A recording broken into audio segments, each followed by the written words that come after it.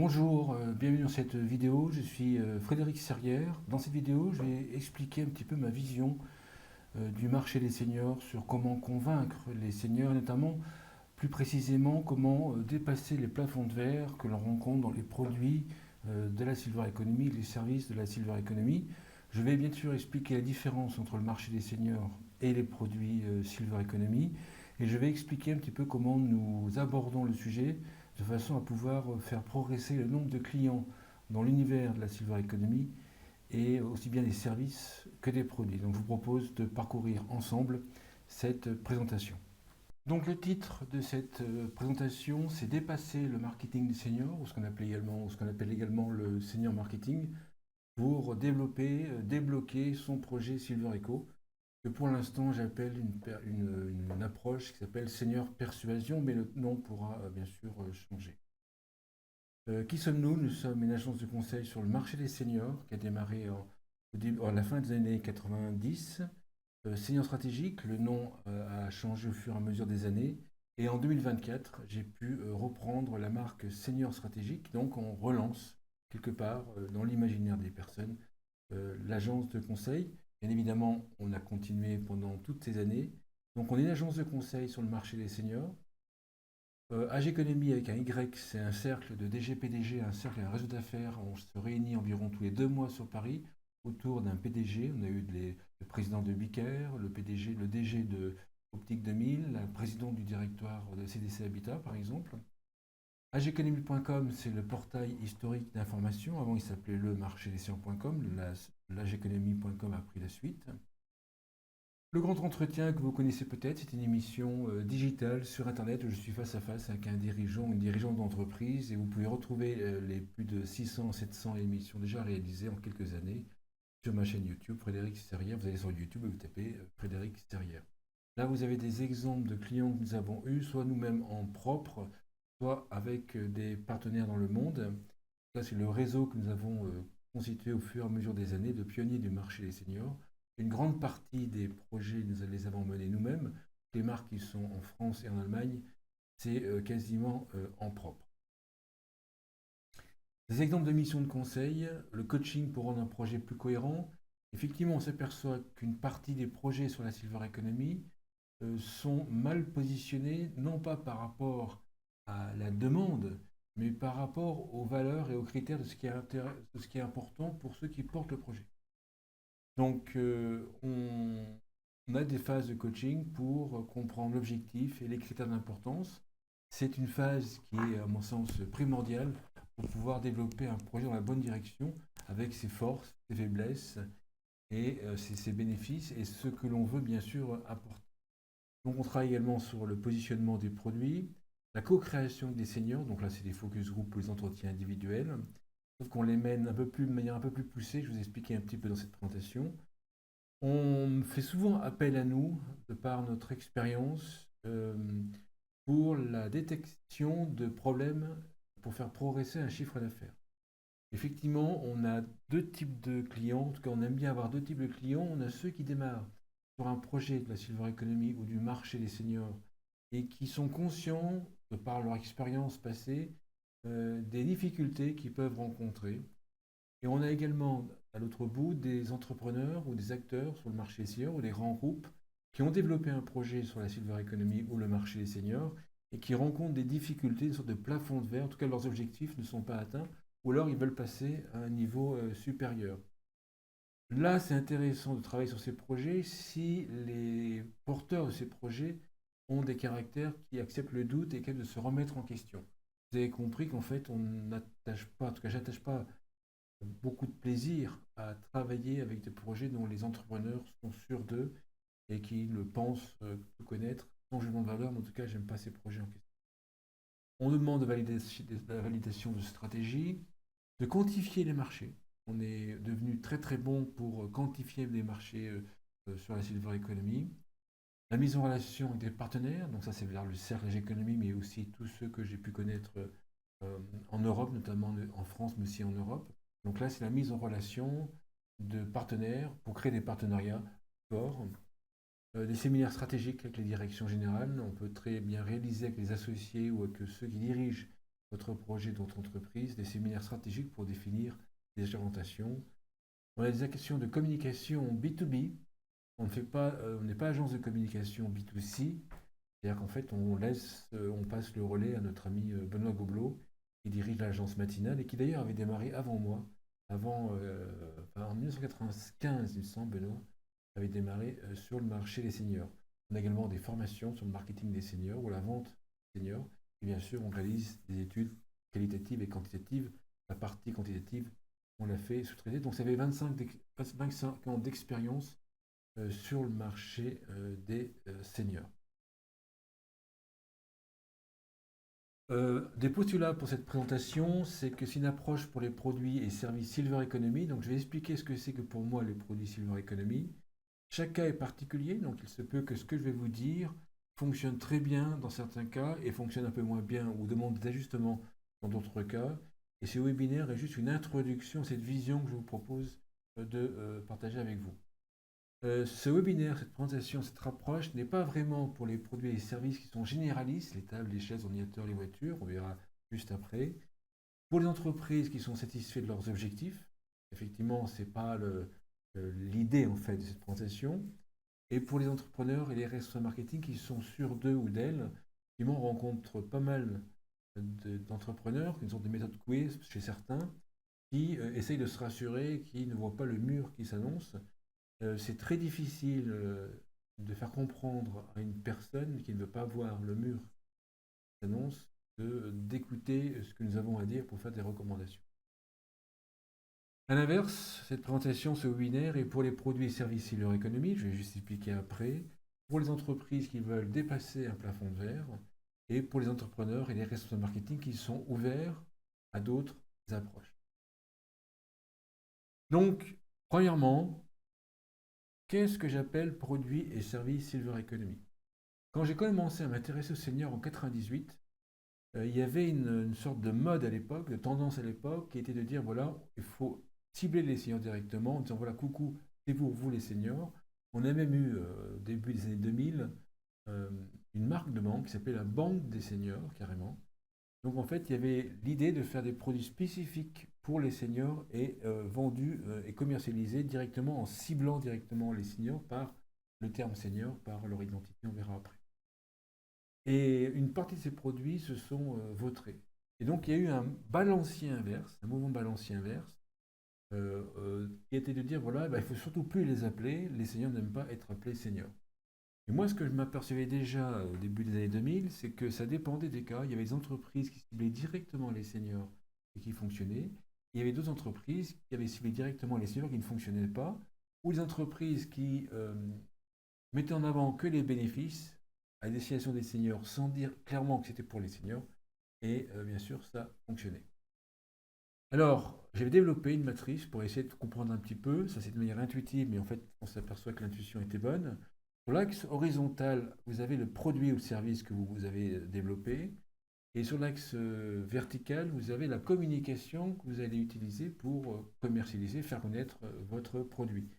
Sur l'axe horizontal à droite, vous avez un produit spécifique, c'est du Silver Eco, spécifique senior, donc c'est les produits, c'est la téléassistance, les assurances santé complémentaires, l'activité physique adaptée, l'aménagement du domicile, les services à la personne, les loisirs qui sont spécifiquement dédiés aux seniors, les réductions qui sont spécifiquement dédiées aux seniors. Sur l'axe horizontal, toujours à gauche, vous avez les produits, bien sûr, pour toutes les générations, les tables, les chaises, ordinateurs, les couverts, etc. Et sur l'axe vertical, vous avez la communication. En haut, vous avez un ciblage senior. On va dire clairement, c'est pour vous les seniors. Vous avez plus de 55 ans, plus de 60 ans. C'est pour les seniors, la carte senior SNCF, par exemple. Et en bas, vous avez un ciblage intergénérationnel. C'est qu'on va plutôt utiliser des bénéfices, des capacités, on verra après, et pas utiliser l'identité de senior. Et donc, on avait développé en haut à droite les produits seniors. C'est en fait des produits spécifiquement dédiés pour les seniors et communiquer directement aux seniors. En bas à droite, les produits cœur de cible senior. Donc, on sait quand même pour les seniors, mais la communication ne parle pas aux seniors directement, mais parle des bénéfices, par exemple, de manière détournée de cibler les seniors. Et à gauche, vous avez les produits pour toutes les générations. Alors, la présentation d'aujourd'hui, elle est valable pour les produits seniors et les produits cœur de cible senior. Donc, quoi, pour le rectangle jaune, en fait, pour les produits qui sont spécifiquement dédiés, ou majoritairement spécifiquement dédiés aux seniors. Donc, ça donne ça. Ça donne ces produits, Damar, Tena, Seniorial, Doro, Oxo. Oxo, c'est des ustensiles simples d'utilisation qui, à l'origine, avaient été développés pour les seniors, qui, par une volonté d'élargir et puis de déstigmatiser, on positionnait les produits oxo simples d'utilisation d'ustensiles de cuisine sur la facilité d'utilisation, mais aussi sur un design très moderne. Et ils ont pu cibler notamment les seniors, mais aussi des personnes qui sont intéressées par des produits de cuisine design.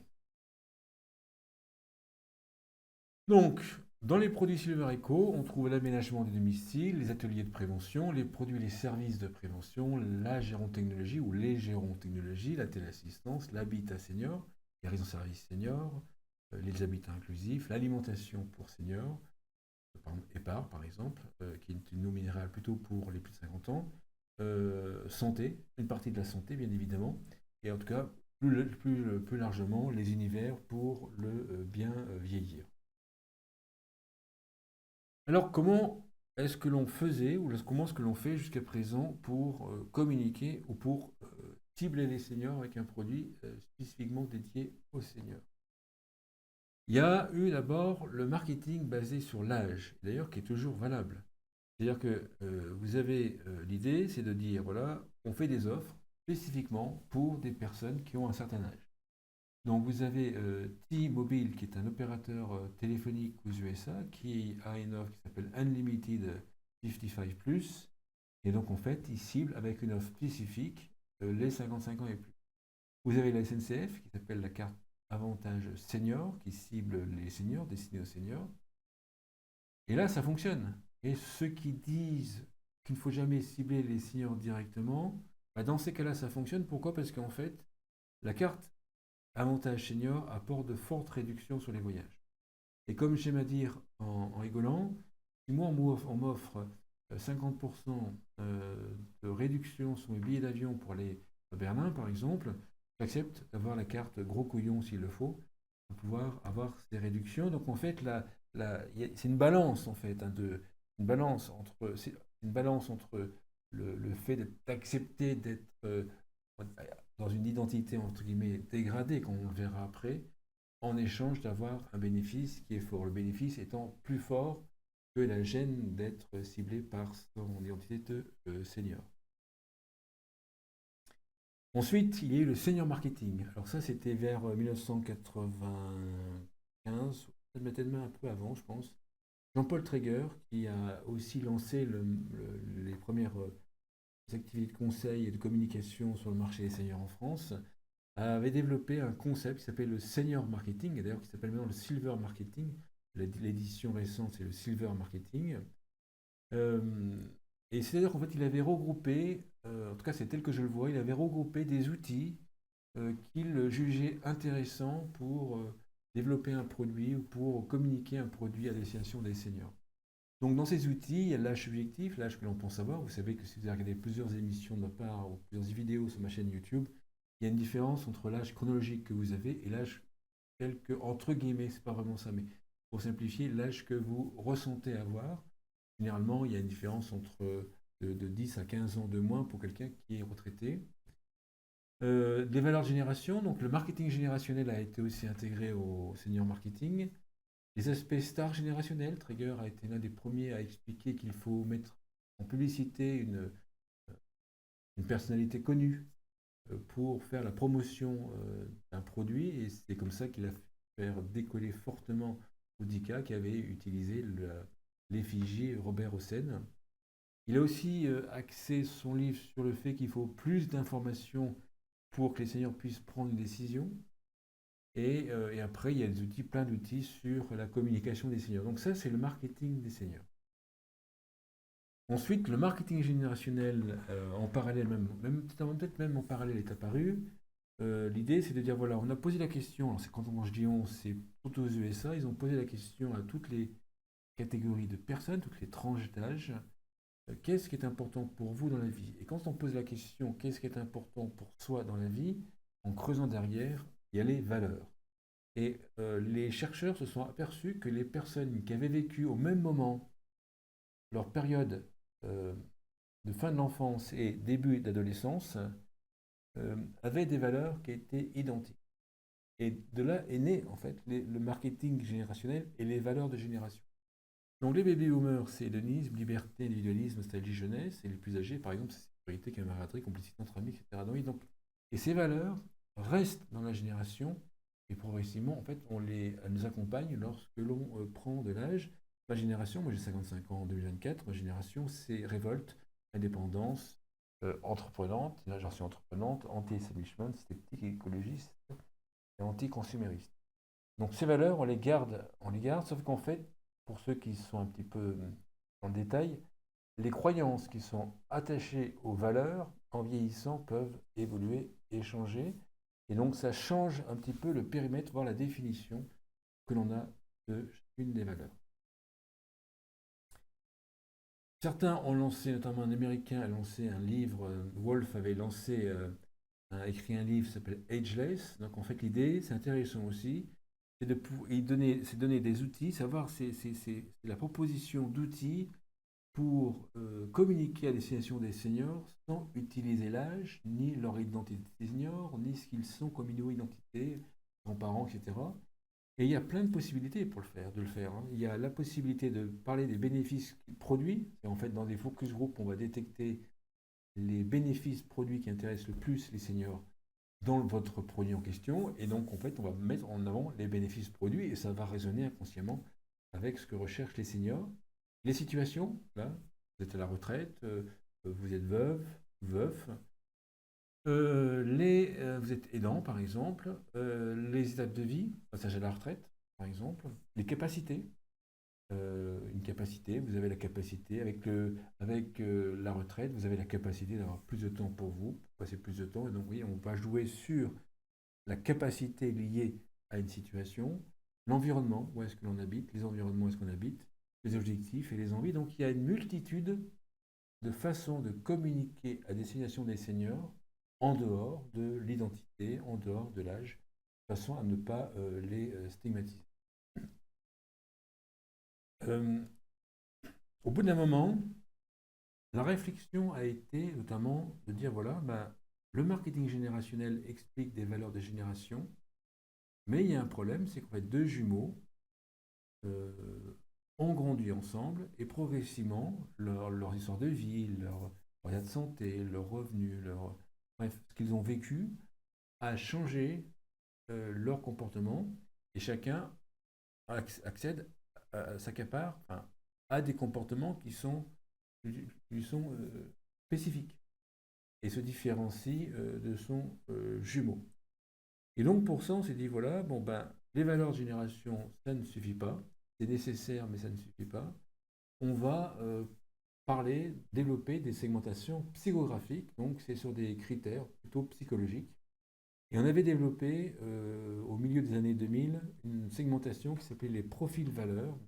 On a segmenté je crois je crois qu'il y a 8 profils en tout. Là, j'ai pas marqué tous les 8, hein, mais il y a 8 profils en tout, juste pour donner des exemples.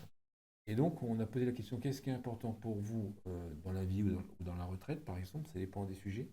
Et on a refait une segmentation par rapport à ces critères d'importance. On s'aperçoit qu'en fait, euh, quand on monte en âge, j'en parlerai après, l'hétérogénéité des personnes augmente, parce que chacun a son parcours de vie. Donc le nombre de croyances, on en parlera après, tendance à augmenter. Et donc on s'aperçoit qu'on peut segmenter par rapport aux valeurs qui sont ou qui étaient, qui sont toujours l'élément qui est assez fiable. Et donc on a différents profils, les actifs, les enthousiastes, etc. La difficulté de ces segmentations, c'est qu'on ne trouve pas de fichiers, par exemple pour le marketing direct, on ne trouve pas de fichiers liés sur ces segmentations, même s'il est possible avec une seule question, je dis bien une seule question, de profiler les seniors suivant cette catégorie. Donc pour ceux qui s'intéressent, euh, vous pouvez me contacter. On utilise souvent, enfin j'utilise souvent ces segmentations, ces profils, ces profiling dans les focus group pour comprendre ce que la personne dit et pourquoi elle le dit par rapport à son profil. Et après, je regarde si son profil est cohérent par rapport aux produits ou aux services que l'on propose. Et donc, en fait, c'est pas en absolu les réponses, les seniors m'ont dit ça dans le focus group, et les seniors m'ont dit ça en relatif par rapport à leur modèle de valeur, leur croyance, par rapport à leur psychologique, par rapport à leur psyché, de façon à pouvoir expliquer beaucoup plus finement les résultats des focus group, et on en parlera après, c'est très important. Donc, toutes ces approches, même cumulées, euh, apportent effectivement des ventes sur le marché des seniors. Et en fait, vous lancez des produits à destination des seniors, vous utilisez ces différents outils, ou un ou plusieurs de ces différents outils, et vous allez avoir des ventes. Bien évidemment, il y a certains qui n'utilisent même pas ces outils en question. Là, effectivement, ça galère un peu. Mais on utilise partie de ces outils, et vous allez faire des ventes, vous avez fait des ventes, et vous allez vous apercevoir qu'au bout d'un moment, en fait, il y a un plafond de verre. Dans les ateliers de prévention, pour la prévention sur la mémoire, etc., vous avez un pourcentage de personnes qui viennent et on bute sur un plafond de verre. Sur la téléassistance, vous avez 650 000, 700 000 personnes qui sont équipées de téléassistance en France. Et là, tac, on a un plafond de verre. Dans les ordinateurs simple utilisation, on a également un plafond de verre. On a un plafond de verre, je vais expliquer un petit peu après pourquoi, mais il y a ce plafond de verre qui, on va jusqu'à un certain niveau avec l'ensemble de ces outils. Si on ne prend pas les outils que je vous ai expliqués, on bute très très très bas au niveau des ventes. Si on prend ces différents outils, on progresse un peu plus, mais jusqu'à une certaine limite. Et pour aller au-delà, je vais vous expliquer, tel que je vois une méthode, une façon de voir, de façon à pouvoir dépasser ce plafond de verre, en tout cas l'élargir. Il y a aussi la difficulté de convaincre pour des actions en prévention et des achats en amont. On s'aperçoit qu'effectivement, une partie, une grande partie, une grande majorité des produits et des services à la silver economy, de la silver economy, vont pallier à une baisse de quelque chose, à une perte de quelque chose, perte de mobilité, perte de mémoire, perte de revenus, bref, il y a une perte de quelque chose.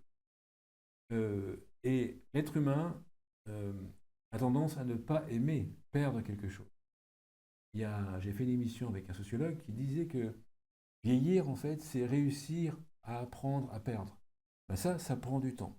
Et ce temps qu'il faut pour apprendre à perdre ou accepter de perdre, accepter une nouvelle situation, c'est la procrastination. Et généralement, on va accepter de s'équiper d'un produit Silver Eco, même de service à la personne, que lorsqu'il y aura eu un incident. Donc, ce ne sera pas en amont d'un incident ou en amont d'une prise de conscience d'une possible difficulté. Ce ne sera pas en prévention, ce sera pour la grande majorité des cas au moment où ça arrive. Vous avez quand même à peu près 18%, et vous pouvez regarder sur ma chaîne YouTube, j'ai fait des vidéos spécifiques. On peut regarder, il y a quand même 18% des seniors qui sont plutôt en prévention, mais ça ne veut pas dire que même eux, en fait, vont acheter un produit, votre produit en Silver Eco. J'expliquerai un petit peu plus loin si j'ai le temps, mais sinon vous pouvez retrouver des vidéos sur ma chaîne YouTube. Les outils que je vous ai expliqués, l'autre difficulté, c'est aussi la difficulté de cibler plusieurs typologies de seniors. Supposons qu'en fait, vous vendiez des ateliers d'activité physique. Vous avez dans les ateliers d'activité physique, vous avez deux principaux profils, il peut y en avoir plus, mais il y en a deux principaux. Il y a ceux qui sont naturellement en prévention, avec un profil spécifique que j'appelle les éveillés et que vous pouvez retrouver sur ma chaîne YouTube, j'ai fait une vidéo là-dessus. Et vous avez ceux qui vont faire une activité physique parce qu'ils ont eu un incident de santé. Donc il y a les deux qui se regroupent. Le problème, c'est que si on utilise les outils que je vous ai expliqués jusqu'à présent, on ne va pas attirer les deux pleinement, voire on va en tirer un, mais on va faire fuir l'autre. Il y a un équilibre à avoir de façon à pouvoir faire l'union et attirer les deux. Et les outils que je vous ai expliqués permettent difficilement de cibler les deux typologies. Et là, ça explique également pourquoi vous avez un plafond de verre dans vos produits. Certains seniors se braquent avec certains outils que je vous ai expliqués, bien évidemment. Certains se braquent d'avoir la carte senior. Il y a une difficulté à élaborer une stratégie de communication efficace parce qu'effectivement, on prend des outils qui sont un peu trop globaux, un peu trop généraux et qui parle un peu à tout le monde, et pas vraiment très précisément au cible senior que l'on veut. Les produits, les services ne vont pas satisfaire une typologie précise de senior, on va taper un peu au hasard. Et donc le positionnement il est incompatible avec la typologie cohérente de senior qui nous paraît cohérente par rapport à son produit. Donc là, il y a plein de limites qui sont inhérents à cette approche. Donc maintenant, je commence la partie où je voulais vous présenter notre approche, l'approche que nous avons développée au fur et à mesure de ces 25 dernières années. Alors tout d'abord, il faut expliquer comment une personne prend une décision et un petit peu on va expliquer, si j'oublie pas, j'espère, comment est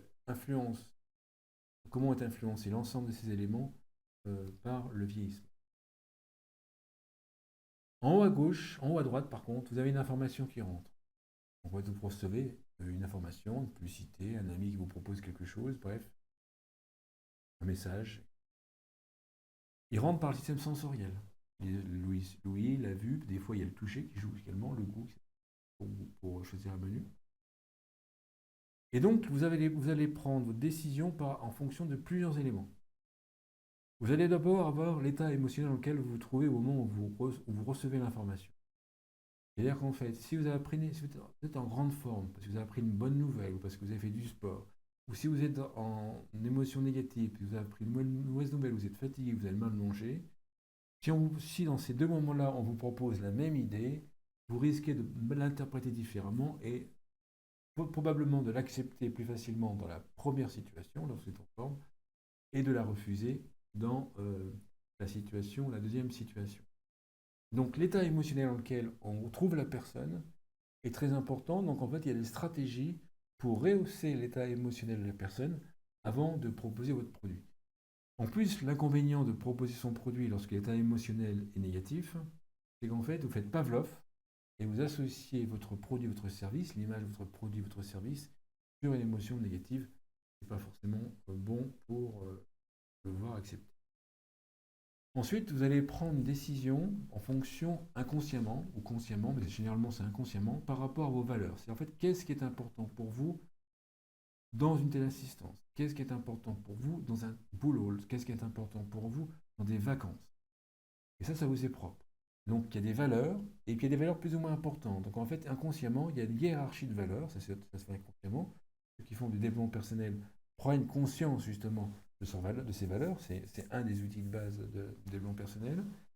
Et chaque valeur, en fait, a une croyance. Par exemple, les baby-boomers, en fait, c'est la liberté, c'est le besoin de choix. Mais on s'aperçoit qu'au fur et à mesure, les baby-boomers qui vieillissent, au fur et à mesure, les baby-boomers disent oui, la liberté, mais pas non plus, on ne fait pas tout ce que l'on veut, donc en fait, on va l'encadrer.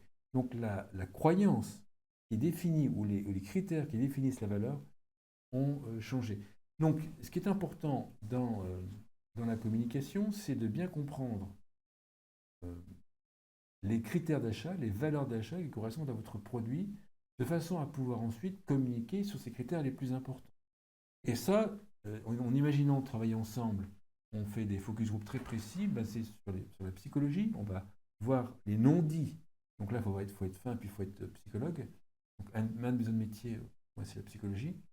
Et donc, on va détecter les croyances et les valeurs des personnes qui sont dans la salle. Et donc, généralement, par exemple, récemment, on a fait, pour un produit, pour un service spécifique, on a défini ensemble les valeurs les plus importantes, il y en a à peu près 4 ou 5. Et ces 4 ou 5 vont servir à la communication, pour même être affichés dans la communication pour raisonner inconsciemment avec les seniors concernés. Les références que les personnes ont de votre produit. Si vous dites, voilà, c'est un produit contre la dépendance, les gens, quand ils disent dépendance, ils se font une image. Si je vous dis, ne pensez pas à un éléphant bleu avec un bikini rose, vous allez y penser. Alors donc, ce qui se passe, c'est que chaque mot, chaque phrase, tout ce qui est dit, en fait, dans le cerveau, se transforme en image, et le cerveau comprend l'image. Si l'image est automatique, on ne contrôle pas. Si je vous dis une table, vous n'allez pas contrôler l'image qui vient à votre esprit. Si vous dites dépendance, l'image qui va être créée sera vraisemblablement négative. Certains vont même penser à une personne âgée qui fait pipi par terre, par exemple. Et donc cette image, en fait, doit être associé à votre produit. Donc, ce qui est important, c'est de détecter la première image qui vient chez les seniors, chez vos clients idéaux, lorsque vous parlez de votre produit. Quel imaginaire ils s'en font. Donc, quand on parle de prévention, ils se font une image très précise de ce qu'est la prévention. Si on veut développer le marché à téléassistance, il est intéressant de comprendre quels sont l'imaginaire, quel est l'imaginaire des seniors par rapport à la téléassistance. Qu'est-ce qui est inconscient? Ce n'est pas ce qu'ils vous disent. Il faut aller plus loin, plus finement dans les focus group. C'est ce qu'ils ont dans la tête inconsciemment. Donc il y a des méthodes pour les focus group pour obtenir ces éléments. Bien évidemment, vous avez ensuite les besoins et les envies. Les gens ont besoin des envies concernant les produits. L'identité, qui suis-je? On verra après, je vais détailler un petit peu. Et bien sûr, le système de pensée, comment le système de pensée fait prendre une décision.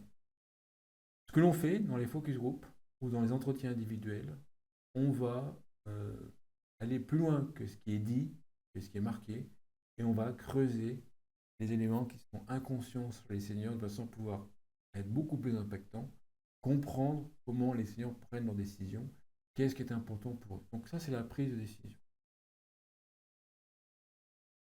En prenant de l'âge, on multiplie les expériences, bien évidemment.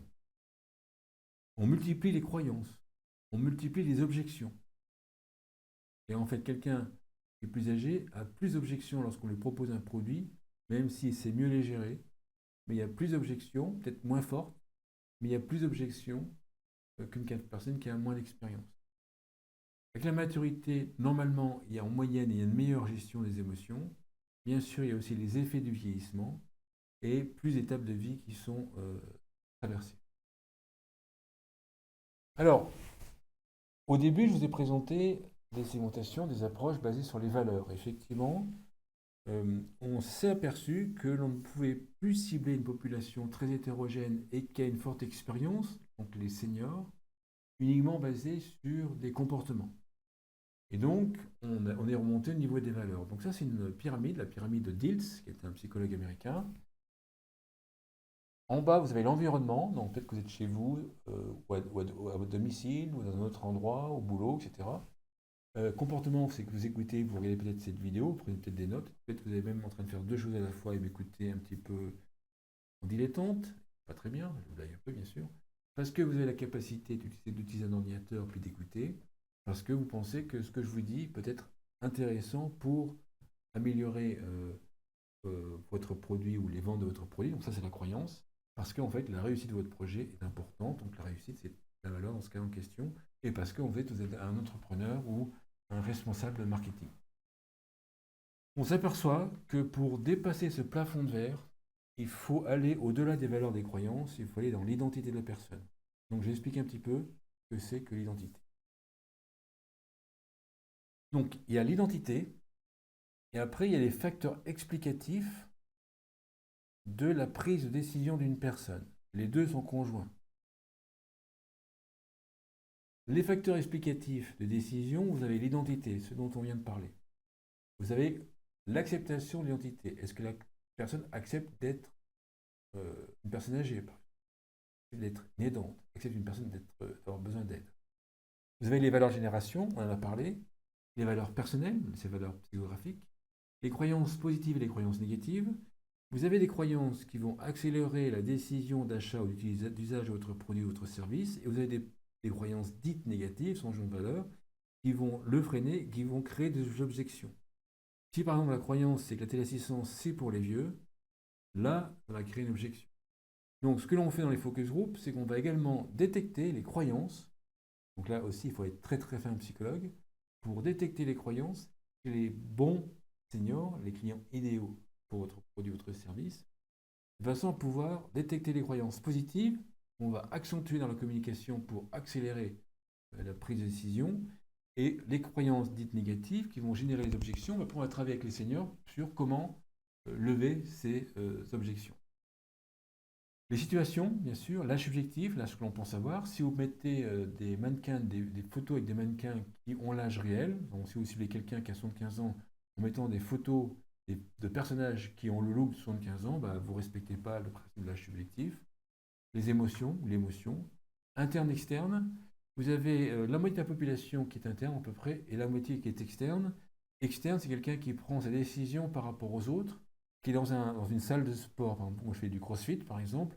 Vous avez une grande partie des personnes en crossfit qui sont en référence externe. C'est qu'en fait, lorsqu'on fait nos WOD, enfin nos challenges, on les fait personnellement, mais les uns à côté des autres.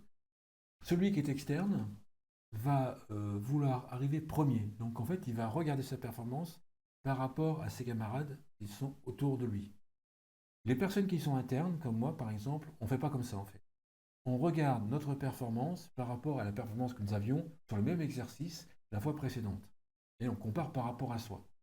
La manière de communiquer à ces deux profils est différente. Donc si celui qui conçoit la publicité est de référence externe, naturellement, inconsciemment, il va vous faire une campagne de communication pour les personnes externes.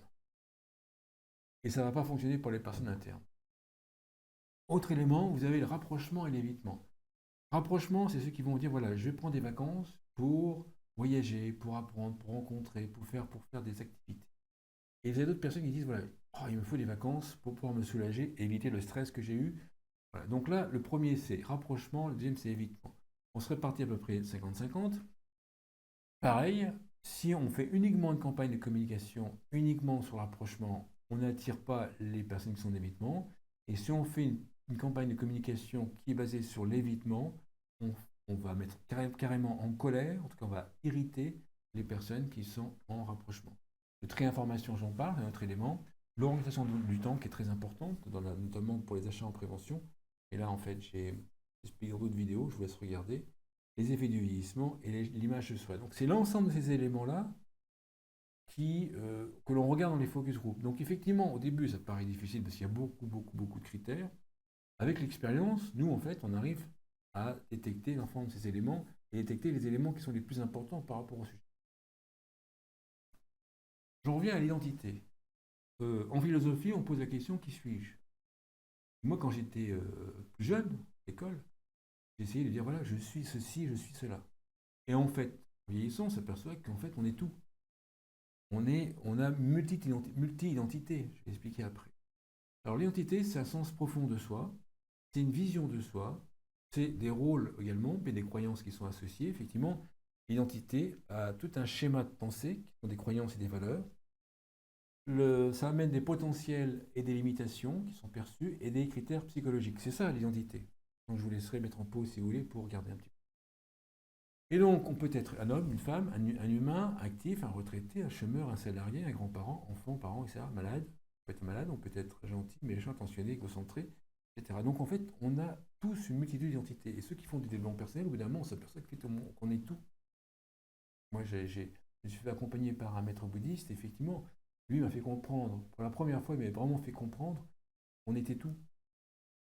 On était à la fois méchant, gentil, etc., attentionné, en fonction des circonstances dans la vie et son état émotionnel. Donc un exemple, quand je vais à la salle de sport, je prends mon sac, etc., je vais en vélo. Donc lorsque je suis sur le vélo, je suis cycliste, avec des valeurs qui sont la santé pour moi, donc faire attention, je passe dans des rues où il n'y a pas trop de circulation, et j'ai aussi les croyances qui sont associées au fait d'être cycliste, c'est que je crois quelque part, comme beaucoup de cyclistes dans les villes, que on peut griller les feux rouges, on ne se prendra pas de prune ou pas de PV parce qu'on est ainsi. Quand j'arrive à la salle de sport, j'ouvre la porte, et là il y a le coach, et là je suis un client de la salle. Et je me comporte comme un client par rapport à lui. Ça peut être différemment, certains vont se comporter comme un ami parce qu'ils le connaissent. Je prends mes affaires, enfin je vais dans les vestiaires, je m'habille correctement pour le sport, et là je rencontre mes potes. Et là je suis ami avec des potes, avec des gens. Et bonjour, je fais la salle de tour. Voilà. Et là je me comporte comme un ami. Et à chaque fois en fait, là il y a trois identités, mais par exemple, quand je roule en vélo, si je m'arrête pour laisser passer un piéton, certains à ce moment-là sont la bonne personne, avec la croyance. Il faut laisser passer les piétons, normalement c'est obligatoire, mais laisser passer les piétons pour être la bonne personne. Vous voyez, donc en fait, le simple fait d'aller à la salle de sport, faire du sport, en fait, il y a une multitude d'identités, puis j'en ai oublié plein, ou j'en ai oublié plein, il y a au moins une dizaine d'identités. Voilà ce que c'est que l'identité. Donc, en vieillissant, il y a une multiplication des identités. Il y a la suppression de certaines identités et il y a la modification d'identités. Et c'est là que je veux en venir. Pour moi, l'un des plus gros challenges des produits Silver Eco, ménageant du domicile, ça c'est la personne, santé complémentaire, complémentaire santé, alimentation complémentaire santé, téléassistance, etc. C'est qu'en fait, on propose un produit qui dégrade l'identité de la personne. Lorsqu'on achète une voiture, on est tout heureux d'avoir acheté la voiture. Lorsqu'on achète un vélo, on est tout heureux d'avoir acheté un vélo. Lorsqu'on ouvre le moindre sachet de brosse à dents, ou même un nouveau dentifrice, vous allez vous apercevoir en fait, qu'il y a il y a de la dopamine qui se développe dans le corps, on est habitué à ça. Et la dopamine se développe parce qu'on va estimer qu'on est important ou qu'on a une identité plus importante, meilleure identité perçue, etc. Donc la consommation de produits de services courants rehausse l'identité de la personne. Je vais faire aménager mon logement, je vais à un nouveau canapé. J'ai un ami qui a acheté un écran télévision énorme et encore plusieurs mois après, il est toujours très très heureux d'avoir acheté en fait, ça valorise sa personne. Les produits Silver Economy et les services Silver Economy, c'est pas ça du tout. Vous allez, je connais très peu de personnes qui sont contentes de prendre une telle assistance. Ah, chouette, j'ai du plaisir, de dopamine de prendre une telle assistance. Au contraire, c'est les hormones qui sont liées au stress et à la colère, ou à la honte, à la gêne, qui sont générées par l'acceptation de l'utilisation de produits Silver Eco. Et donc on passe du monsieur à gauche au monsieur à droite. Et ce passage-là, en fait, baisse l'estime de soi, baisse l'amour de soi, engendre le déni et engendre la procrastination. On verra plus tard. C'est ça la principale difficulté. Et ça, pour répondre à cette principale difficulté, les outils que je vous ai montrés dans la première partie, le senior marketing, le marketing sur les âges, etc., même sur les valeurs, ne suffisent pas pour pallier ça. Donc, qu'est-ce qu'on peut faire? On communique traditionnellement et on va cibler la partie de senior qui a accepté d'avoir une entité dégradée par votre produit, plus ceux en fait qui sont suffisamment charismatiques, qui s'en foutent. Mais on a un plafond de verre. Qu'est-ce qu'on va faire après d'autre? On va mettre plus de publicité, plus on passe à la télévision. Et donc la force de la communication va permettre d'élargir ce plafond de verre. Mais il y aura toujours un plafond de verre. Et voilà pourquoi, le cœur du cœur, voilà pourquoi j'ai fait cette présentation.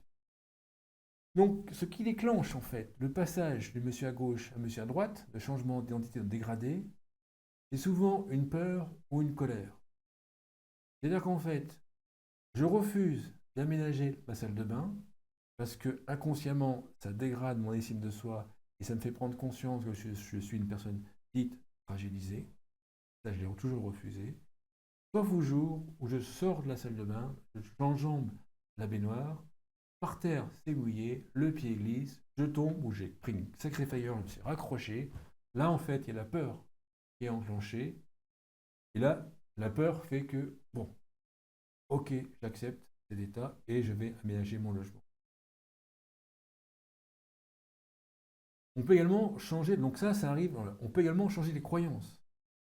Et là, on peut jongler. Supposons qu'en fait, on estime que la téléassistance dégrade l'identité de la personne et la fait prendre pour une personne fragilisée. En plus, avec le médaillon, fragilisé devant le regard extérieur. Un ami de ma mère, en fait, qui a le médaillon, mais quand ma mère y va, elle a plus de 80 ans, cette personne, cet ami, ne porte pas le médaillon. Ma mère lui dit toujours, tu devrais, mais non, elle n'ose pas. Parce que l'image est dégradée, personne. Il y a une possibilité, par exemple, il y en a plein d'autres, en fait, c'est de faire, en psychologie, on appelle un recadrage soit de sens, soit de contexte. Un recadrage de sens, c'est que vous allez expliquer, ou recadrage de contexte, c'est que vous allez expliquer que la téléassistance n'est pas que pour les personnes âgées, mais c'est aussi pour d'autres typologies de personnes, les travailleurs isolés.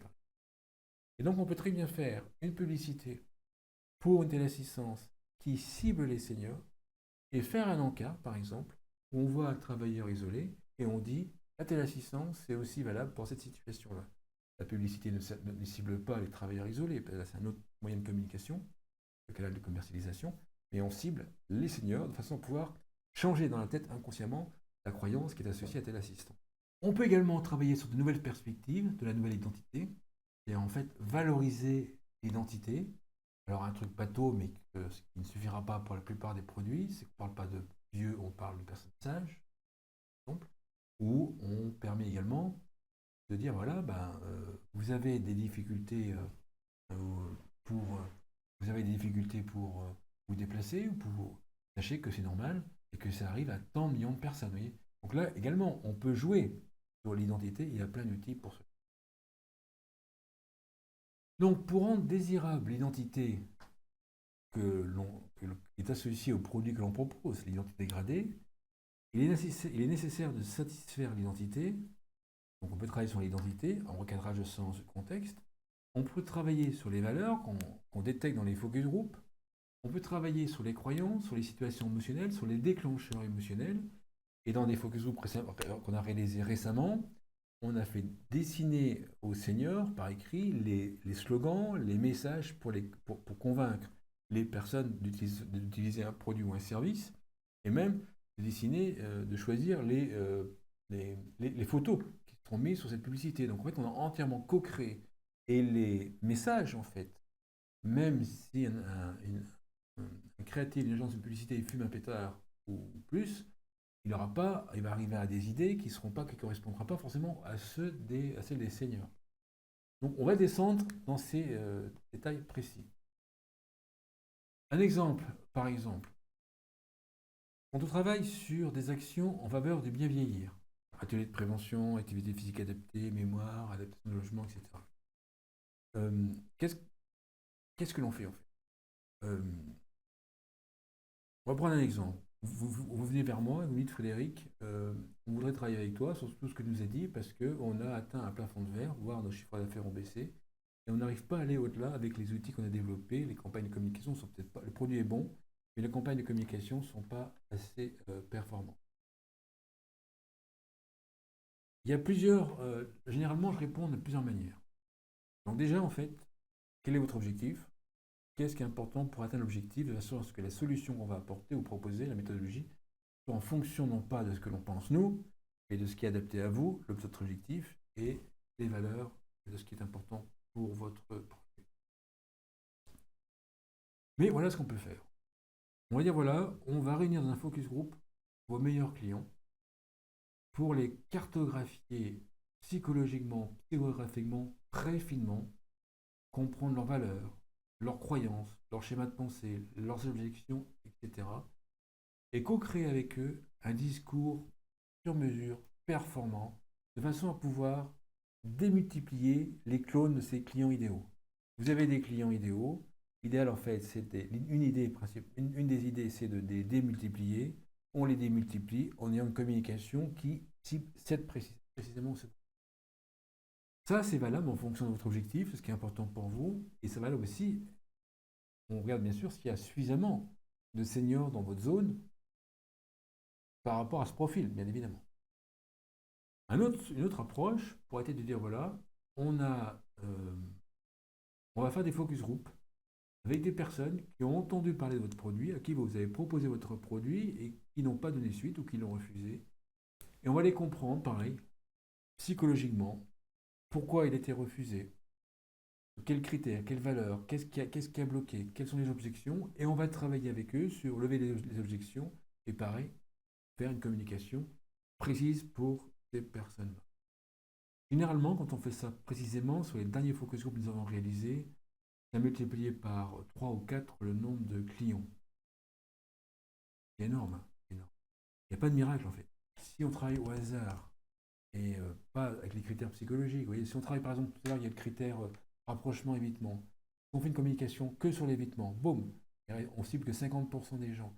Si en plus là-dessus, vous faites interne-externe, pouf, on est à 25%, vous voyez, ça élimine. À chaque fois, si on ne prend pas les critères en compte, on élimine beaucoup et on arrive à la finale à une communication qui, au lieu de cibler 100 qui sont intéressées, convaincre 100 personnes qui sont intéressées, va convaincre que 7%, 5% des personnes qui sont vraiment intéressées.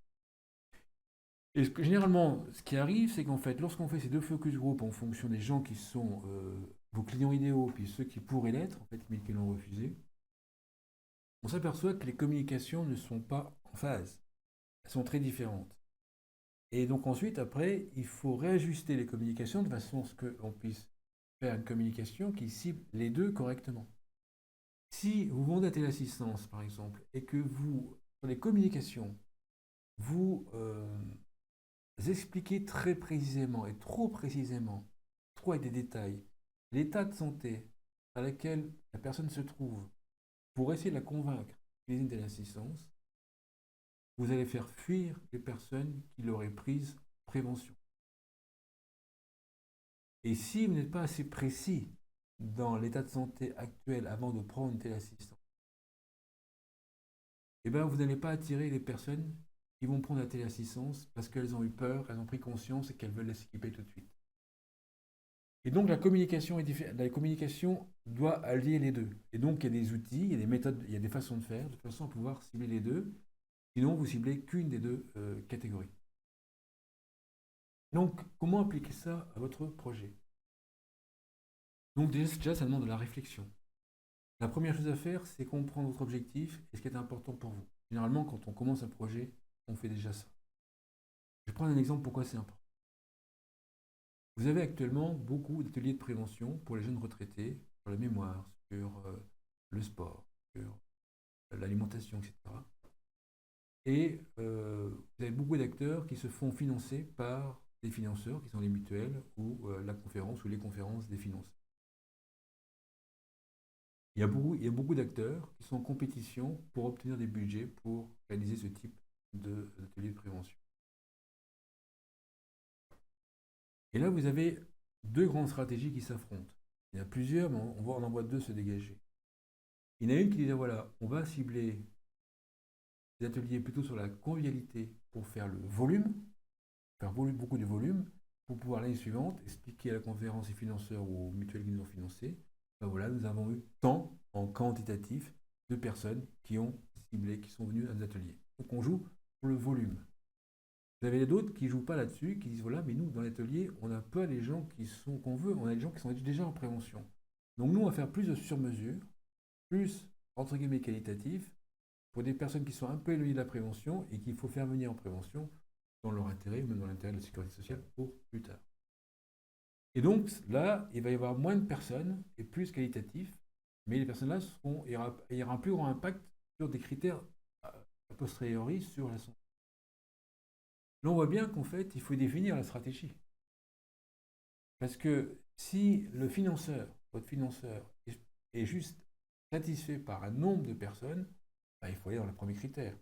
Si votre financeur, il veut visiter, il veut mesurer l'impact que ça a en termes économiques, en termes sur la santé, des réductions de coûts sur la santé plus tard, il faut plutôt cibler le deuxième. Donc c'est pour ça qu'il y a une réflexion sur votre objectif et ce qui est important pour vous. Ensuite, il y a une phase qualitative. Donc généralement, ce que l'on fait, on fait un ou plusieurs focus group avec des clients idéaux, pour comprendre, un ou plusieurs focus group avec des personnes qui ont entendu parler de votre produit mais qui l'ont refusé, et après on peut essayer de trouver d'autres typologies. Généralement, il faut 3-4 focus group pour bien comprendre le sujet, parce qu'il y a des différences entre les différentes zones en France, par exemple. Bien évidemment, on quantifie à chaque fois pour voir s'il y a suffisamment de personnes dans les focus group, de profils de personnes qui sont dans les focus group, en nombre, donc, et le potentiel est suffisamment important. Et après, il y a une phase de, je ne vais pas marquer, mais il y a une phase d'analyse, enfin si je marque analyse, il y a une phase d'analyse qui est souvent longue en fait, enfin longue, qui demande plusieurs jours d'analyse pour pouvoir vraiment affiner et trouver la clé. Je prends des exemples. Vous avez des personnes qui sont sportives depuis leur adolescence, qui ont gardé l'activité physique. Et lorsque vous leur présentez des actions de prévention, ils disent mais ça c'est pas des actions de prévention, c'est ce que j'ai fait depuis tout le temps. D'accord. Donc elles n'ont pas elles ont des différents. Et alors que d'autres en fait vont rentrer dans les ateliers et puis là, non, ça je découvre comment bien manger, je découvre qu'il faut bouger de telle manière à telle manière, pour pouvoir être en bonne santé. Et donc, on voit bien que les références sont différentes entre ces deux profils psychologiques. Des personnes qui ont eu un problème de santé, un cancer par exemple, vont réagir différemment. Des personnes qui ont été aidantes et qui veulent éviter de finir comme leurs parents, en prenant des actions de prévention, elles aussi, les personnes ont des réactions différentes. C'est pour ça que ces focus groups doivent être menés, animés par des psychologues et des personnes qui connaissent la psychologie très finement, car on ne regarde pas, on n'attache pas d'importance uniquement à ce qui est dit, mais à comment c'est dit, pourquoi c'est dit, sur quelles valeurs ce qui est dit est basé, sur quelles croyances, de façon de pouvoir creuser. Généralement, quand on a l'habitude de faire de la psychologie, on détecte quand les gens parlent les croyances. Donc en fait, c'est pour ça que les gens disent, mais avec vous, on se sent compris. Bien sûr, parce qu'en fait, nous, on comprend la croyance derrière et on va analyser ce qui est dit par rapport à la croyance derrière. Généralement, on dit, mais si je comprends bien, vous croyez ça. Et généralement, la personne dit, oui, oui, ah oui, effectivement, c'est inconscient, c'est rapide. Et là, derrière, on a la croyance. Et c'est ce qu'on fait dans les focus group. Donc, ce que je vous propose maintenant, c'est de prendre un rendez-vous d'une heure en visio avec moi, c'est gratuit. Et on échange sur votre projet de manière objective sur comment on peut vous apporter une aide sur le projet ou même donner un indice. Certains d'entre vous vont s'arrêter à l'heure en visio, il n'y a pas de problème. Et d'autres deviendront des clients et on pourra faire des missions de conseil avec eux. Les deux sont acceptés, bien évidemment. Voilà ce que je voulais vous dire dans cette vidéo. J'espère que j'ai pu un petit peu faire avancer votre réflexion. Sachez que cette présentation est donnée régulièrement en webinaire. Il faut suivre simplement mon compte LinkedIn ou s'abonner à la newsletter dageeconomy.com, ie.com, et qu'ensuite, bien sûr, vous pourrez poser des questions live sur ces différents sujets que je vous ai appris, peut-être donnés. Voilà ce que je voulais vous dire dans cette vidéo. J'espère que j'ai pu faire avancer votre réflexion. Merci beaucoup d'avoir suivi cette vidéo jusqu'à la fin. Merci beaucoup. À bientôt.